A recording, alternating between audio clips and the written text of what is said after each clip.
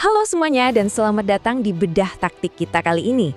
Buat kita para penikmat sepak bola, Liga Premier itu kan selalu ngasih kejutan yang gak terduga ya.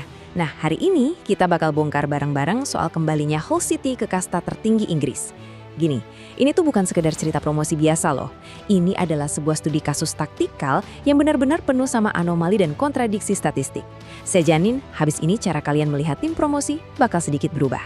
Langsung aja kita mulai. Coba dengerin angka ini baik-baik. 19,9. Gila kan? Ini bukan cuma selisih tipis atau kebetulan semata. Angka ini adalah jarak yang secara logika taktis benar-benar nggak masuk akal. Ini adalah selisih antara poin yang seharusnya didapatkan Hull City musim lalu menurut data dengan poin aktual yang berhasil mereka kumpulkan di lapangan. Menemukan selisih statistik sebesar ini di level sepak bola profesional itu langkah banget dan pastinya bikin kita mikir keras. Kok bisa ya? Oke, kita masuk ke bagian pertama, kejutan promosi Hull City. Mari kita lihat gimana mereka bisa memutar balikan semua prediksi. Fakta-fakta paradoks yang mereka hadapi musim lalu itu jujur aja nih ya, mencengangkan. Bayangin aja nih, tim ini mulai musim sebagai kandidat kuat buat degradasi. Nggak cuma itu, mereka juga harus beroperasi di bawah embargo transfer, yang pastinya mencekik banget buat pelatih. Terus kalau kita lihat struktur pertahanannya, wah rapuh banget. Mereka kebobolan sampai 66 gol di Liga. Tapi secara ajaib, mereka malah sukses juara playoff lawan Middlesbrough. Pertanyaannya, gimana ceritanya tim yang pertahanannya bocor sampai 66 gol bisa dapat tiket promosi? Lanjut ke bagian kedua, kita bakal bedah anomali statistik mereka musim lalu. Kita lihat data dasarnya. Nah, dari sini makin kelihatan nih seberapa anehnya performa mereka. Secara expected points atau poin harapan yang dihitung dari performa lapangan, mereka tuh cuma nyentuh angka 53,1. Kalau kita murni pakai perhitungan analitik, angka segini tuh harusnya bikin mereka duduk di posisi kedua dari bawah. Logika datanya, mereka harusnya degradasi. Tapi kenyataannya, poin aktual mereka tembus 73. Mereka benar-benar rebut tiket Liga Premier lewat tingkat efisiensi yang sukses menghancurkan semua logika data Opta. Luar biasa. Sekarang kita bahas manuver super ambisius mereka di bursa transfer. Pihak manajemen tuh sadar betul sama celah statistik yang kita bahas tadi. Makanya, terjadi dua situasi ekstrim. Pertama, ada langkah penyelamatan finansial yang krusial banget. Mereka terpaksa menjual Ivor Pandur dan Aidon Shehu senilai 8,5 juta pound sterling murni demi hindarin penalti pengurangan 6 poin. Tapi setelah aman, berkat guyuran dana hak syiar Liga Premier, mereka langsung tancap gas. Mereka bakar uang 78 juta pound sterling buat datengin 11 pemain baru, termasuk pecah rekor klub 20 juta pound sterling buat bek Nobel Mendy. Ini benar-benar upaya frontal buat nambal kelemahan data mereka secara instan. Di tengah performa pertahanan yang meragukan dan belanja gila-gilaan tadi, pemilik klub mereka, Acun Ilicali, ngeluarin pernyataan yang cukup ikonik. Dia bilang, anggap kami seperti gunung berapi, sedang mendidih saat ini dan akan segera meletus. Wah, kontras banget kan?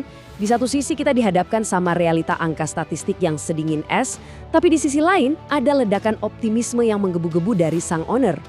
Oke, di bagian keempat ini kita ngomongin taktik dan sang manajer, Sergej Zakirovic. Kenalin, ini dia otak di balik kebangkitan tim, Sergej Zakirovic. Dan asal kalian tahu aja ya, dia ini bukan tipe manajer lulusan akademi modern yang serba elit dan mewah. Nggak sama sekali, karakter dan ketangguhannya itu murni ditempa dari pengalaman bertahan hidup saat Perang Balkan di era 90-an. Pengalaman hidup mati itulah yang bikin dia jadi jago banget ngebangun kultur ketahanan dan semangat tempur di ruang ganti. Musim 2024 kemarin aja dia sukses bawa Dinamo Zagreb kawin gelar domestik loh. Sekarang tugas terberatnya adalah nularin semangat juang ala Balkan itu buat nutupin berbagai kelemahan taktis timnya di Liga Premier. Masuk ke bagian 5, pilar kunci dan badai cedera. Ini bagian yang lumayan krusial. Hull lagi berusaha keras ngebangun keseimbangan yang solid di lapangan. Di satu sisi, ada rekrutan berlian Hidema Samurita. Gelandang 31 tahun ini sampai rela nolak perpanjangan kontrak di Sporting Lisbon demi main di Liga Premier. Dia bawa ketenangan level Liga Champions plus mentalitas timnas Jepang. Di sisi lain, mereka punya darah muda. Charlie Hughes, bek berumur 22 tahun, mantan didikan Akademi Liverpool dan Man City ini, jago banget nguasain bola dan punya jangkauan umpan yang luar biasa.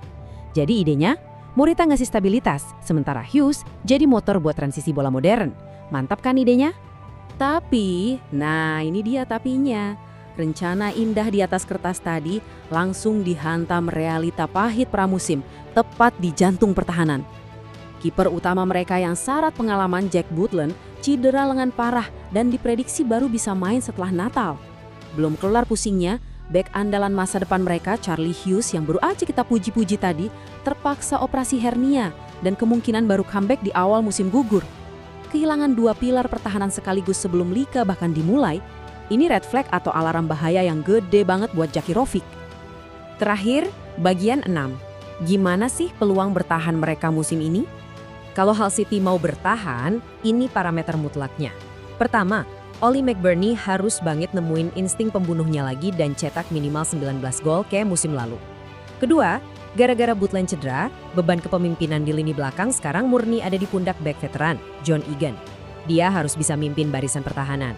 Dan yang ketiga, seberapa cepat pemain sayap berlabel Piala Dunia kayak Liam Millar dari Kanada bisa nyetel sama tim. Dia bakal jadi kunci buat ngebongkar pertahanan laman. Intinya sih, mereka harus bisa ngeulang keajaiban musim lalu buat sekedar punya peluang survive. Nah, sebagai penutup, mari kita renungkan pertanyaan besar ini.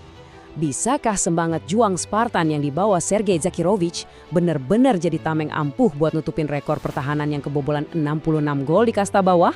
Ataukah prediksi para jurnalis yang rata-rata memvonis mereka bakal jadi juru kunci di posisi ke-20 memang sebuah realita taktis kejam yang gak bisa dilawan? Sepak bola selalu punya cara buat ngasih kejutan, dan perjalanan Hull City ini jelas jadi drama yang wajib banget kalian pantau musim ini. Makasih udah ikutin analisis mendalam ini bareng kita, pahami datanya, dan selamat menikmati pertandingannya.